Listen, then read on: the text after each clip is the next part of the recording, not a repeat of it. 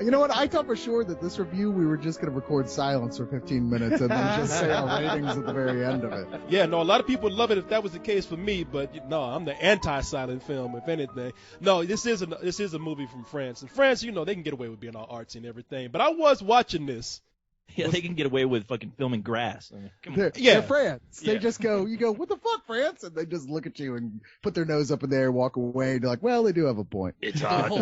I mean, even the grass would look at you and say, oh. You know? Every little blade has a beret. But, no, you know, looking at this, I really was I was looking at this with a little intimidation. Being that this is a French foreign film, Hollywood has embraced this movie. And shortly after it came out, they were like, oh, this is a darling film right here. A love letter to Hollywood, old Hollywood. Oh, we have to just not only give the Academy Award to this guy, but we must also kiss his ass while he's accepting. And I'm like thinking, that kind of movie. Well, I was just gonna say, it seems like every critic has seen this movie except for us, because all I hear is like this is on everyone's top list as far as like Oscar contenders, like the greatest movie of all time. What do you mean by us? Yeah, what do you mean Kimosabe? us? We saw it. Oh, you guys did see it? Yeah, Oh, shit. we just been talking about the clips of some trailers. You know, no. I thought that's what we were doing. You're the one. And Corey, I don't know what you mean about like handing him all these Oscars. Considering that the Academy Awards isn't for another 3 or 4 months. No, that's what I'm talking about. Like it's not even out yet. And they've already decided, oh, this guy gets it. In fact, just mail it to his house already. You know, he's a shoe-in for this. And Well, you know what? It would save time, and he wouldn't have to do an embarrassing act like Roberto Benigni and walk across everybody's head. You know what, though? This year, though, he has to compete with Scorsese, who also made a love letter to Hollywood. True. And he's Scorsese. So, you know, sorry, artist. I think No. he might lose this round. actually, no, because Scorsese, he won't get it. When was his first award? He was one of those guys like with Yeah, The Departed. Yeah. Yeah, he's one of those guys like Woody Allen who for years they just ignored this guy and never gave him anything. They ignored all his good movies. Yeah, exactly. But you know, so the night that I put this on and watched it, because we got a screening for it, and it's a whole different experience when you watch this at home. So I tried to keep an open mind. I watched it the first time around. I was like, it's cute. That's fine. You know, I like it. You do walk away feeling good, but I'm just not willing to embrace it like everybody else. And I think it's because I was actively fighting it. But because it was on a DVD, it started over again. And I was surprised to find myself like hooked the second time around. And watching it immediately afterwards, I was able to see all these small touches that I didn't see the first time. And the second time around was an even better experience than the first time.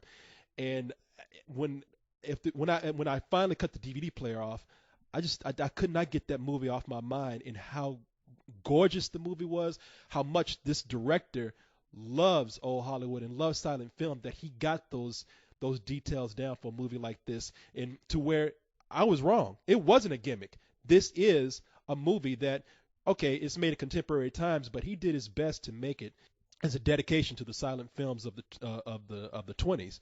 And I love this movie, man. See, you're doing that thing that I always say you do, and you get mad at me for saying it. But it's just as bad to fall for the hype as it is to go the other way and go like, oh, I'm going to resist the hype. And You shut up! You shut up! I don't say that!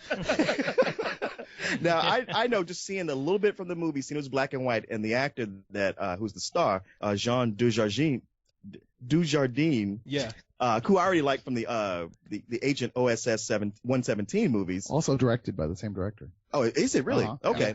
Well, just seeing that little bit, I was like, you know what? I'm interested in seeing this, but I don't want to know anything more about it.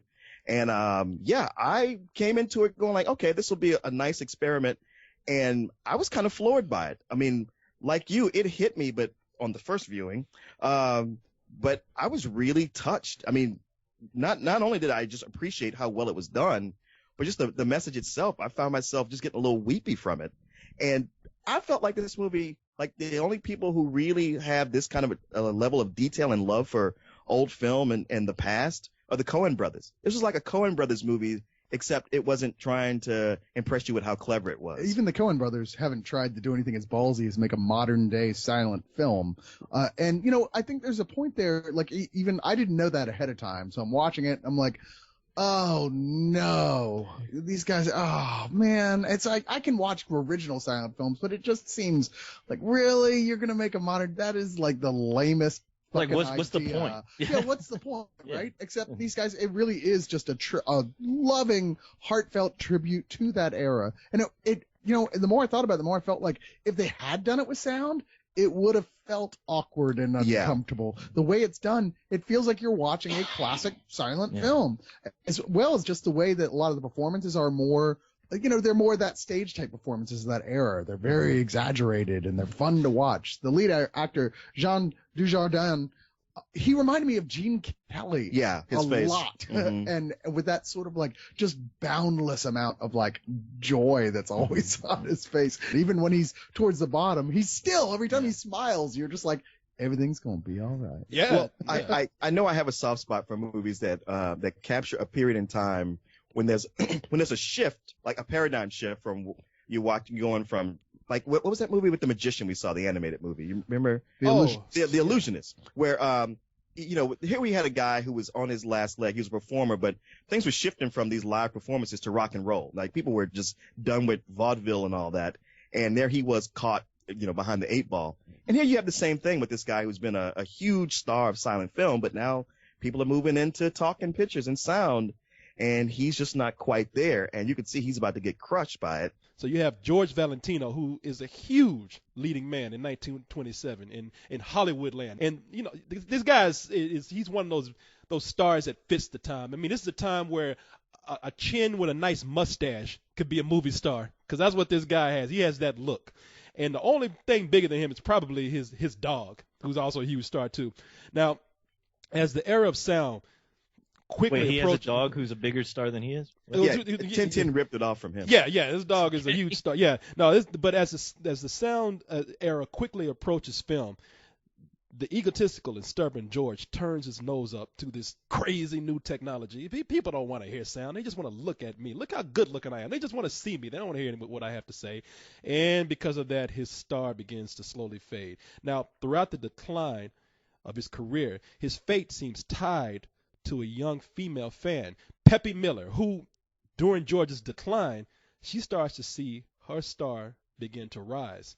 And this story is about how they sort of take care of each other as a roles reverse, and it's very sweet. It's very simple, and there's a lot of side characters that enhance the emotion here. Like James Cromwell is George's chauffeur and butler, and you know, I don't know, that guy's his pool boy too or something. He seems to do everything. I think they go fight crime at night, and George, you know, Cromwell is his Robin. But you know this, this is a guy that sticks by his boss through thick and thin, and it's characters like that, and being able to see them give that kind of dedication, that kind of emotion through just body language.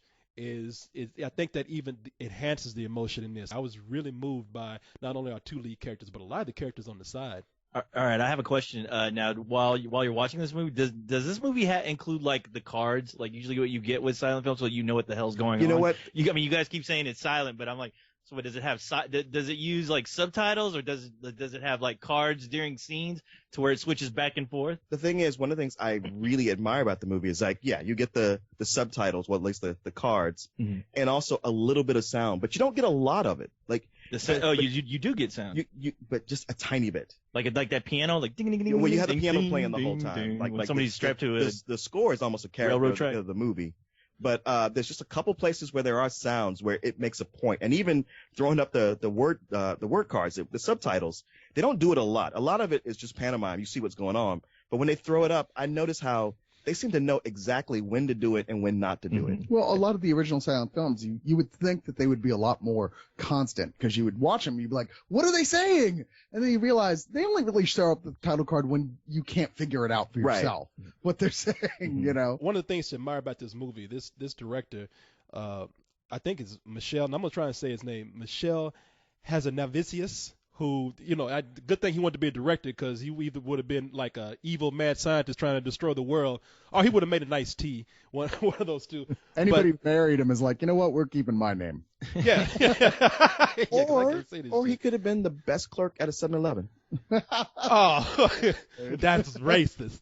What 7-Elevens do you go to? No, this guy loves silent film, like we've been saying. You can tell because this would have been easy for anybody else to take and just make a parody film or a comedy, because we've seen people doing it in the past. And Robert Rodriguez. Don't. He did it first. Yeah, they either would have made it like a Sin City movie, or they would have made something like Dead Man Don't Wear Plaid or whatever that Steve Martin was. That being said, wouldn't you love to see like a Jackie Chan in a modern day, like Harold Lloyd-esque type silent movie? Isn't that what he used to make in the early part of I know, it's like he already Well, made those. they weren't silent. Yeah, Unless you turn know the- what? That's actually Thank God. that's actually a good point. If if they ever want to like make one of those, but see, I think that was good that they decided to try it seriously in this movie, because there's a lot of. Again, it's very tricky to go in and make a black and white film, because some people are thinking like, well, shit, man, I can watch a black and white movie at home. I just turn the sound down the TV and just cut the color off of it. And it's like, no, it's not like that. You have a lot of things to do that are very tricky for black and white, which is lighting. They do a lot of stuff with reflections in this movie, lighting to capture emotion, and it's a very hard thing to do, which is why when the Weinsteins took it, they're like, this is a risk, and thank God that they're a company that like to take risks like that, because a lot of people wouldn't have even want to make this movie, much less put it over for the American people to see. But Well, I'm glad like they you did. said, Well, God they bless did them. it. They did it with Grindhouse, but Yeah, people well. were walking out of the theater because it's like, I just paid like $10 to watch a goddamn scratchy film. Like they had no idea that was the gimmick. I didn't And say all risk payoff. but That's but the it does definition of risk. it does make me wonder, like with this movie coming out and all the praise it's getting, like as far as